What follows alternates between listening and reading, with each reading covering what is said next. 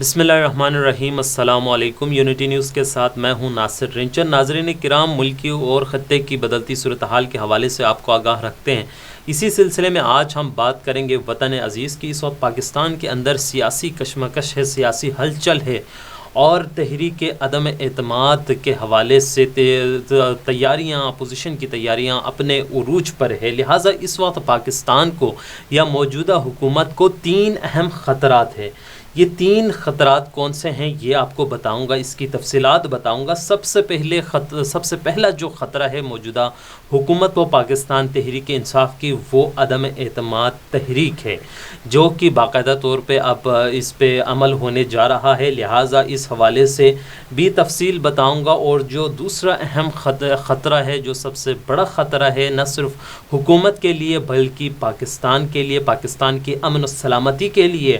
وہ ہے داعش کے بڑھتے اثر رسوخ یا ISIS کی کارروائیاں، چاہے وہ عام شہری کو ٹارگٹ کرنا ہو یا سیکیورٹی فورسز کو۔ اس حوالے سے بھی تفصیلات بتائیں گے۔ اور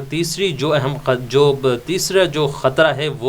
وہ بھی حکومت کو بھی ہے اور ساتھ میں وطن عزیز کو ہے، وہ ہے بیرونی خطرہ۔ خصوصاً اس وقت پاکستان تحریک انصاف یا وزیر اعظم عمران خان کی جو خارجہ پالیسی کے حوالے سے ان کی جو اسٹیٹمنٹس ہے،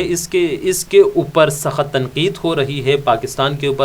اوپر پریشرائز کیا جا رہا ہے، خصوصاً جو امریکن لوبی ہے، یورپی یونین ہے، ان کی جانب سے پریشر ہے۔ لہٰذا ان تینوں جو خطرات ہیں، اس حوالے سے تفصیلات آپ کو بتائیں گے۔ آگے بڑھنے سے پہلے اگر آپ نے ہمارے اس چینل کو سبسکرائب نہیں کیا تو ضرور سبسکرائب کیجئے، بیل آئیکن پر بھی پریس کیجئے گا تاکہ مزید ایسی خبریں اور ویڈیوز بر وقت آپ تک پہنچتی رہے۔ تو ناظرین کرام، سب سے پہلے ہم بات کریں گے وزیر اعظم کے خلاف عدم اعتماد تحریک کے حوالے سے۔ جیسے کہ آپ جانتے ہیں کہ اپوزیشن جماعتیں، پاکستان پیپلز پارٹی، مسلم لیگ نون اور دیگر ان کے ساتھ جو اتحادی جماعتیں ہیں، ان سب نے تحریک عدم اعتماد کے حوالے سے اپنی قومی اسمبلی میں پیش کر دی ہے۔ اس کے علاوہ قومی اسمبلی میں اجلاس بلانے کی ریکویزیشن بھی انہوں نے کر دی ہے۔ تو ان سب کے بعد 14 دن کے اندر قومی اسمبلی کا اجلاس بلانا ہوگا، اور اس کے علاوہ پاکستان کے آئین کی آرٹیکل 95 کی شق نمبر 1 کے تحت اس کے بعد 7 دن کے اندر ان پر کارروائی ہونی ہے۔ لہٰذا یہ ایک اہم مرحلہ ہے، سخت مشکل مرحلہ ہے پاکستان تحریک انصاف کے لیے، خصوصاً عمران خان کے لیے، چونکہ اس وقت ساری اپوزیشن جماعتیں اکٹھی ہیں، وہ سارے متحد ہیں اس بات پر وزیر اعظم کے خلاف عدم تحریک پر۔ دوسرا، کل بلاول بھٹو زرداری اور نے ڈی چوک اسلام آباد میں اپنا جلسہ کیا ہے، اور وہاں پر آصف علی زرداری، بلاول بھٹو دونوں نے وزیر اعظم کو مخاطب کرتے ہوئے، بلاول بھٹو کا کہنا تھا کہ وزیر اعظم صاحب اب آپ کو گھبرانا چاہیے، اور دوسرے آصف علی زرداری کہتا ہے باہر نکلا تو خطرناک ہو جاؤں گا، میں کہتا ہوں بسم اللہ آؤ تو صحیح۔ یعنی وہ کھلم چیلنج کر رہا ہے عمران خان کو کی، اور جو اپوزیشن کی جو باڈی لینگویج ہے آصف علی زرداری کی اور دیگر جو اپوزیشن جماعتیں ہیں، ان کے حوالے سے اگر دیکھا جائے تو یہ سارے پر امید اور اعتماد ان کے اندر نظر آتے ہیں۔ تو اس کو مد نظر رکھتے ہوئے، اور دوسری جانب اگر ہم دیکھیں تو پاکستان تحریک انصاف کے جو اندرونی مشکلات ہیں، ان کے اندر جو گروپ بندی ہے، یہ بھی حکومت کو لے ڈوب سکتی ہے، اور یہ ایک اس وقت اپوزیشن کے لیے بڑا ایک پلس پوائنٹ بنا ہوا ہے ان کے لیے۔ اور خود حکومت بھی اس بات کو جانتی ہے کہ اگر ان کے گروپ جو ناراض اراکین ہیں، ان کو اگر یہ راضی نہ کر سکے تو یقیناً ان کے لیے پھر مشکلات ہے۔ لہٰذا پی ٹی آئی کے اندر اختلافات کی ایک وجہ جہانگیر ترین کا گروپ ہے، اور عثمان بزدار جو کہ وزیر اعلیٰ پنجاب ہے، اس حوالے سے بھی بڑے اختلافات سامنے آ رہے ہیں۔ اور اس کے بعد عثمان بزدار اور وزیر اعظم کی جو کل ملاقات ہوتی ہے، ذرائع کا کہنا ہے کہ اس میں عثمان بزدار نے اپنا استعفیٰ پیش کیا تھا وزیر اعظم کو، لیکن وزیر اعظم نے استعفیٰ قبول نہیں کیا، اور عثمان بزدار سے کہا کہ جب تک پاکستان تحریک انصاف کی حکومت ہے آپ وزیر اعلیٰ ہوں گے۔ لہٰذا لیکن اس ملاقات میں ایک اور اہم بات یہ کہ عثمان بزدار نے اپنے استعفیٰ کے ساتھ ساتھ انہوں نے سجیشن دی کہ چودھری پرویز الہی کو پنجاب کا وزیر اعلیٰ بنایا جائے۔ ان کے مطابق وہ ایک سلجھے ہوئے سیاستدان ہے، لیکن آپ جہانگیر ترین کی جانب جو ان کے گروپ ہے، اس جانب اگر دیکھیں تو ان کا کہنا ہے کہ بھائی عثمان بزدار مائنس عثمان کے علاوہ عمران خان سے یا تحریک انصاف سے بات چیت آگے نہیں بڑھ سکتی. لہٰذا یہ تو ڈن ہے کہ وہ لوگ چاہتے ہیں مائنس بزدار کے علاوہ ان کا کہنا ہے کہ علیم خان کو وزیر اعلیٰ بنایا جائے. اس دونوں صورت میں اگر عثمان بزدار کو ہٹاتے ہیں تب بھی تحریک انصاف کے لیے مشکلات ہیں، اگر عثمان بزدار کو نہیں ہٹاتے تب بھی مشکلات ہے، اور اگر ہٹانے میں اور بھی زیادہ مشکلات اور پیچیدگیاں ہیں. وہ اس لیے کہ عثمان بزدار کو ہٹانے کی صورت میں جو چودھری برادران ہیں وہ بھی پر امید ہے کہ وہ چاہتے ہیں ہم وزیر اعلیٰ بنیں، اور دوسری جانب جہانگیر ترین اور علیم جو جہانگیر ترین گروپ ہے ان کا کہنا ہے کہ علیم خان کو بنایا جائے. اگر علیم خان کو نہیں بناتے ہیں تو پھر جہانگیر ترین ویسا کہ ویسا ناراض رہے گا، جو کہ پارٹی کے لیے نقصان دہ ہے. دوسری صورت میں عثمان بزدار رہتے تب بھی وہ ناراض رہے گا، اور اگر علیم خان کو بناتے ہیں تو پھر چودھری برادران ان سے ناراض ہو جائیں گے. لہٰذا اس وقت ٹف ٹائم ہے عمران خان کے لیے، اور اس وقت کل کے اپوزیشن کی اپنی کاٹ چلانے کے بعد اب حکومت کی جو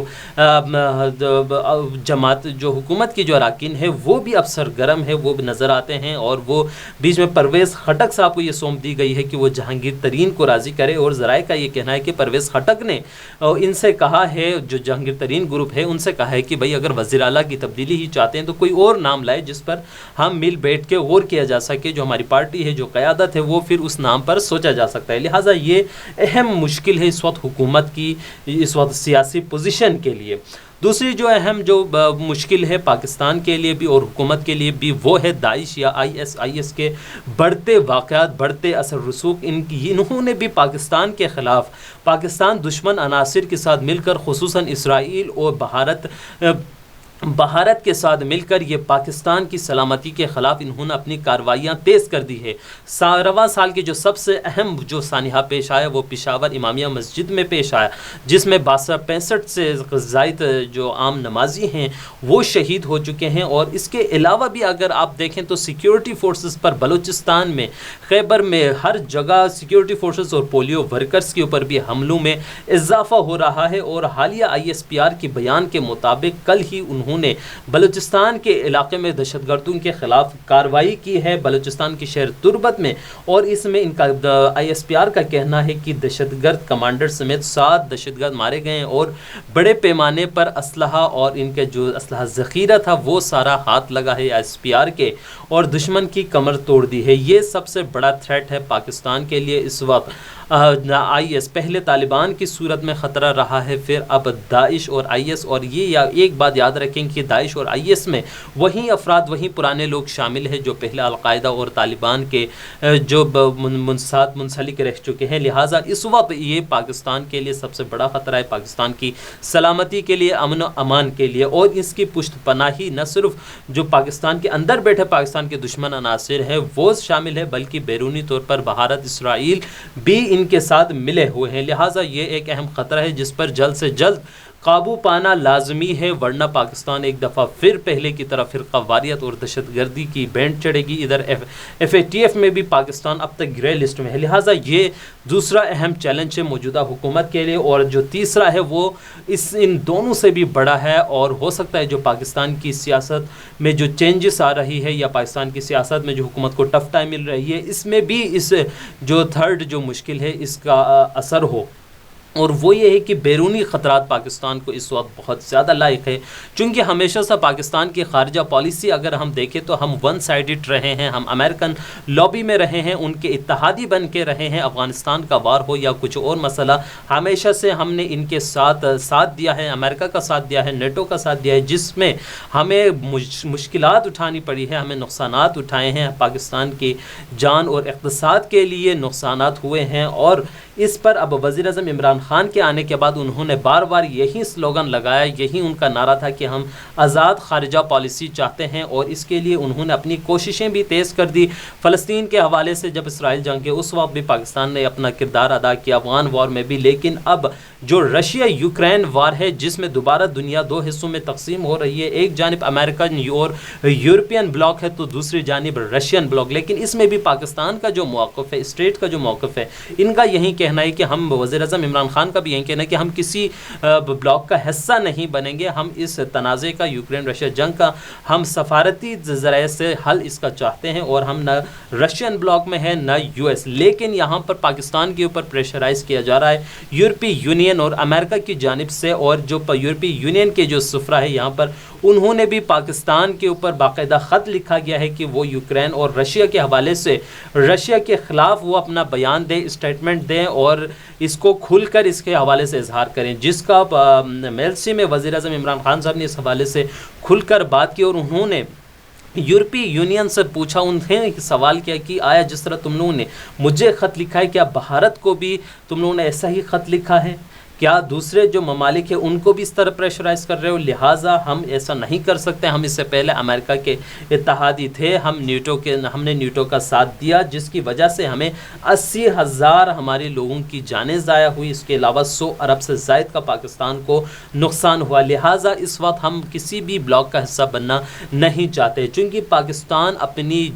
اسٹریٹجک اہمیت کی وجہ سے اور پاکستان کا جو اثر و رسوخ ہے اس خطے میں اور دنیا میں، اور دوسری اہم بات پاکستان کی، جو پاکستان ایک اسلامی ملک ہے، ایک ایٹمی ملک ہے، لہٰذا اس کی اپنی جگہ ایک اہمیت ہے، اور پھر اس خطے میں جو پاکستان کی اثر رسوخ ہے اس کا ایک الگ مقام ہے، اور اس سے پہلے جو امریکہ کے ساتھ پاکستان دیتے رہے ہیں، اور اب ایک دم سے پاکستان اس کا انکار ہے، تو امریکہ کو یہ ایک بڑا دھچکا لگا ہے، اور یہی وجہ ہے کہ بعض کا یہ بھی کہنا ہے کہ جو اس وقت سیاسی اپوزیشن کا جو موومنٹ چل رہی ہے، اس میں بھی ان کا بیرونی ہاتھ ہو سکتے ہیں، اور اس میں بعض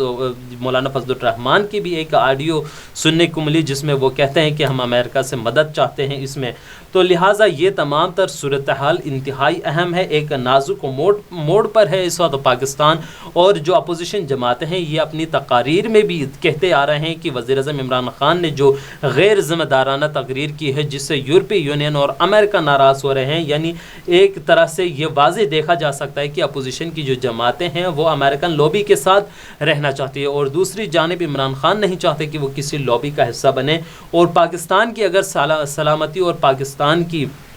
بقا کی اگر جانب دیکھا جائے تو یقیناً پاکستان کو کسی لابی کا حصہ نہیں بننا چاہیے، لہٰذا اس حوالے سے یہ خطرات، 3 اہم خطرات تھے اس وقت موجودہ حکومت کے لیے یا پاکستان کے لیے، یہ ہم نے آپ کے سامنے پیش کی۔ اب آئندہ آنے والا وقت ہی بتا سکتا ہے کہ اس میں ہم